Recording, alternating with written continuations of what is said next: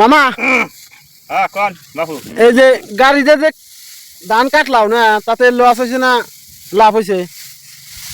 Loss হয়েছে এই দেখেন যে খালি হিসা কেটে গেছে হিসা কেটে গেছে, দেখেন যে একবার হিসা কেটে গেছে, দেখেন একবার লস হয়েছে। দর্শক আপনারা দাদারা আপনারা গাড়িতে ধান কাটবেন না, কামলা নেবে ধান কাটবেন, দেখেন যে খালি বাল কেটে গেছে, তারা আধা ধান এড়াইছে, পুরো লস। একবারে লস। বিঘে কত করে নামছে গাড়িতে ধান কাটছেন? 15 মন 16 মন করে বিঘা। আর হাতে কাটলি গলা কত করে কাটা যায়?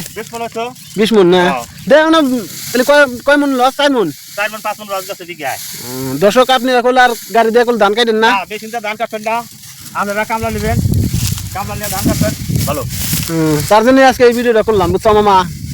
গাড়িতে আসলে লস হয়েছে। এই দেখো এই দেখো ধান গোনা নষ্ট হয়ে গেছে, গাড়িওয়ালা নষ্ট না দিছে, মাথা নষ্ট করেছে কৃষকের।